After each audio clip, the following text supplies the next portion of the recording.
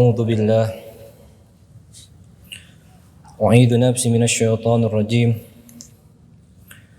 بسم الله الرحمن الرحيم أعوذ بكلمات الله التامات من شر ما خلق بسم الله الذي لا يضر مع اسمه شيء في الأرض ولا في السماء وهو السميع العليم اللهم صل على سيدنا محمد الفاتح لما أغلق والخاتم لما سبق ناصر الحق بالحق والهادي إلى صراطك المستقيم وعلى آله وصحبه وقدر مقدار العظيم اللهم صل على سيدنا محمد وارفعنا من البلاء المبرم إنك على كل شيء قدير أشهد أن لا إله إلا الله وأشهد أن محمد رسول الله Rabbi israh li sadri wa yassir li amri wahlul 'uqdatam min lisani yafqahu qawli Ilahi anta maqsudi wa ridha matlubi atini mahabbataka wa ma'rifataka ya Allah ya rabbal alamin wa qalu subhanaka la ilma lana innaka antal halimul hakim wa tub alaina innaka antat tawwabur rahim al-ayah ya fattahu ya alim ya fattahu ya alim ya fattahu ya alim Alhamdulillahilladzi hadana li hada wa ma kunna linahtadiya laula an hadana Allah. Asyhadu an la ilaha illallah wa asyhadu anna Muhammadan abduhu wa rasuluhu la nabiyya ba'da.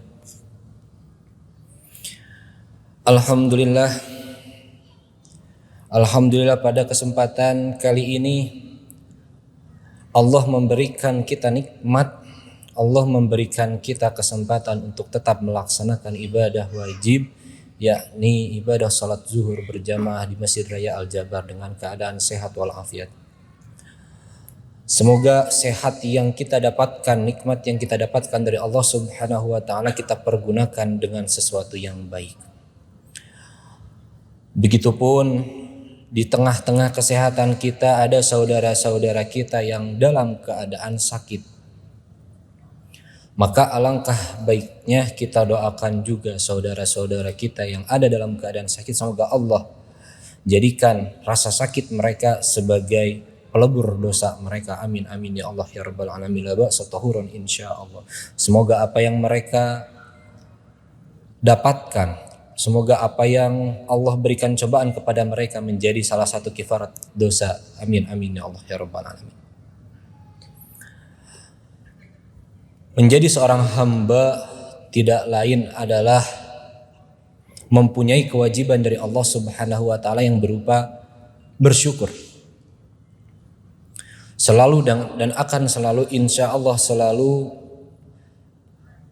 Al-Fakir berikan dan sampaikan di awal ceramah, yakni bersyukur kepada Allah Subhanahu wa taala atas segala nikmat dan cobaan yang telah Allah berikan kepada kita. Entah itu nikmat maupun cobaan, kita harus tetap syukuri. Karena bisa jadi salah satu cobaan yang Allah berikan kepada kita adalah salah satu cara Allah ampuni dosa-dosa kita. Sebentar lagi kita akan menghadapi yang namanya ibadah kurban, ibadah pengorbanan. Kita tinjau kembali yang namanya pengorbanan perlu yang namanya keikhlasan.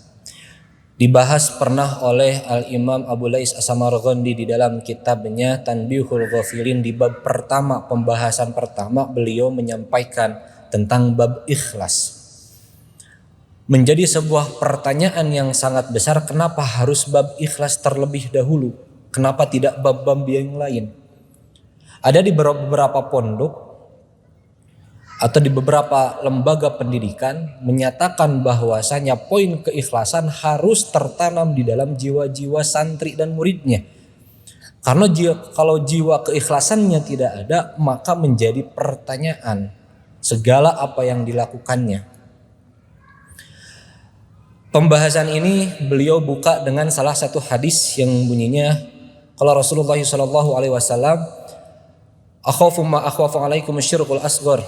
Kata Rasul, kemudian sahabat-sahabatnya bertanya, wa ma syirkul asghar ya Rasulullah? Kemudian Rasul pun menjawab, ar-riya'u. Rasulullah SAW pernah bersabda, akhafu ma akhwafu alaikum syirkul asghar. Hal yang paling ditakuti oleh Rasulullah SAW terjadi kepada umatnya adalah takutnya mereka mendapatkan syirik kecil dan juga melaksanakan syirik kecil. Kemudian para sahabatnya bertanya kepada Rasul, "Ya Rasul, lantas apa syirik kecil itu?" Rasul menjawab, "Ar-riya." Ria. Ria diambil dari kata ro'a yara, yakni ingin dilihat, ingin dipuji, ingin dianggap keberadaannya. Ini adalah salah satu penyakit hati yang berlawanan dengan ikhlas. Ikhlas adalah beribadah kepada Allah Subhanahu wa taala dengan mengharap ridhonya Allah. Namun ria beribadah kepada Allah Subhanahu wa taala namun dengan tujuan ingin dipuji oleh manusia. Allah pernah berfirman di dalam surat An-Nisa ayat 142 yang bunyinya Bismillahirrahmanirrahim. Innal munafiqina yukhadi'una Allah wa huwa khadi'uhum wa idza qamu ila sholati qamu kusala yura'una an-nasa wa la yadhkuruna Allah illa qalila. Orang-orang munafik adalah orang-orang yang yukhadi'una Allah. Mereka menipu Allah. Wa huwa khadi'uhum. Dan Allah menipu mereka dan Allah sebaik-baiknya menipu. Kalau bisa dibilang tipuannya manusia dengan sesuatu yang jahat, Allah dengan sesuatu yang baik namun dengan tipuan. Yura'una an-nasa, mereka beribadah kepada Allah Subhanahu wa taala agar dilihat oleh manusia. Wala yadhkuruna Allaha illa qalila, dan mereka tidak mengingat Allah kecuali hanya sedikit. Lantas menjadi sebuah pertanyaan, ibadah yang kita lakukan apakah memang murni niatnya untuk Allah Subhanahu wa taala atau memang hanya sekedar ingin dilihat oleh manusia? Dikatakan oleh Abu Lais As-Samarqandi dalam kitabnya ada beberapa tanda orang yang ria. Salah satunya adalah dia semangat saat banyak orang melakukan ibadah. Saat banyak orang yang melihat dia semangat. Namun saat tidak ada orang dia bermalas-malasan. Kemudian saat dia bersendiri bukannya malah berkholwat dengan Allah Subhanahu wa taala namun melakukan maksiat.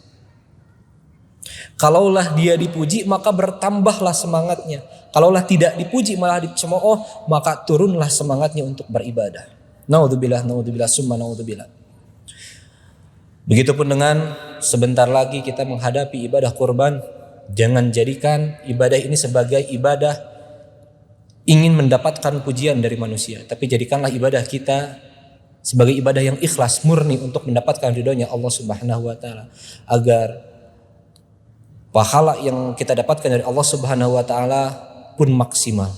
Semoga kita termasuk dari orang-orang yang berkorban di jalan Allah Subhanahu wa taala, dan Allah terima segala ibadah kita dengan maksimal dan diridhoi oleh Allah Subhanahu wa taala. Amin amin ya Allah ya rabbal alamin. Aqulu qouli hada astaghfirullah li wa lakum. Nasrun minallah wa fathun qarib wa basyiril muslimin. Wassalamualaikum warahmatullahi wabarakatuh.